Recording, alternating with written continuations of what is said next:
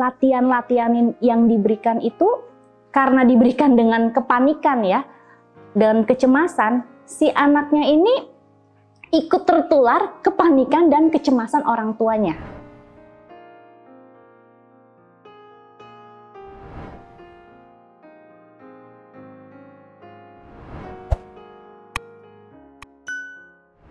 Saat berada di tahap crisis mindset, yaitu saat baru menerima diagnosa mengenai masalah perkembangan anak, biasanya orang tua itu sangat sulit menenangkan diri, sangat sulit mengontrol emosinya, dan akibatnya mereka menjadi sangat sulit melatih anaknya. Jadi gerakan, sentuhan, kata-kata, latihan-latihan yang diberikan ke anak akhirnya menjadi lahir dari kecemasan atau kepanikan orang tua. Misalnya pada orang tua anak-anak yang didiagnosa atau diperiksa dan diketahui bahwa anaknya mengalami kondisi autis, orang tua yang panik biasanya kemudian berusaha melatih anaknya supaya cepat bisa ini dan itu, tapi dengan cara yang kurang efektif. Kurang efektifnya bagaimana?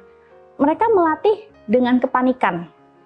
Anaknya lebih sering dikasih instruksi, lebih sering dikasih perintah, anaknya lebih sering dipaksa untuk fokus, untuk tenang, tanpa memperhatikan kondisi emosi anak, tanpa melihat anaknya ini sudah bisa atau belum terhadap perintah atau instruksi yang diberikan.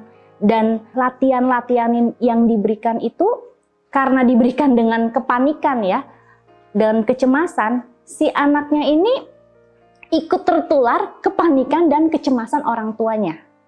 Jadi Bapak dan Ibu, saya juga seorang ibu, saya sangat paham kalau anak kita sakit atau anak kita dibilang ada sedikit masalah, itu kita sebagai seorang ibu tuh jantung kita rasanya udah langsung berdebar keras gitu ya. Dan rasanya tuh kita nggak mau gitu loh melalui proses yang panjang, pengennya dia cepet-cepet beres deh, pengennya cepet-cepet pulih, pengennya cepet-cepet sembuh gitu ya.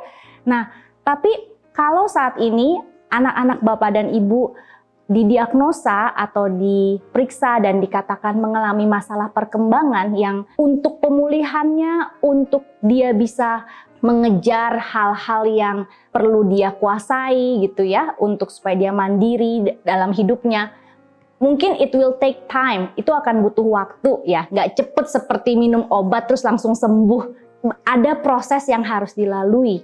Nah, untuk melalui proses itu, Bapak dan Ibu betul-betul harus belajar untuk menjadi tenang.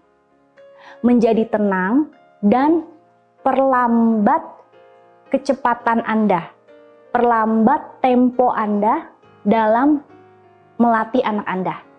Atau istilahnya slow down your pace ya.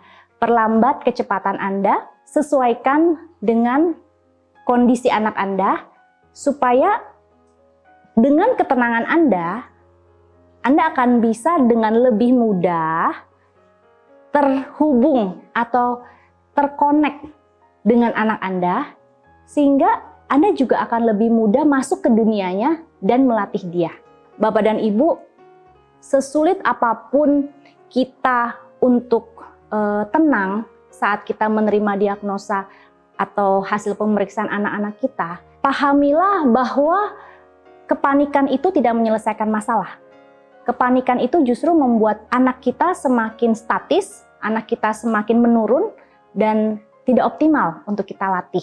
Mari kita pahami bahwa saat kita tenang, saat kita menyesuaikan kecepatan kita dengan kecepatan anak kita, dengan kondisi anak kita dengan lebih mudah dapat terkoneksi dengan mereka dan kita dapat lebih mudah masuk ke dunia mereka. Ikuti terus sosial media Tanam Benih untuk mendapatkan video-video parenting lainnya.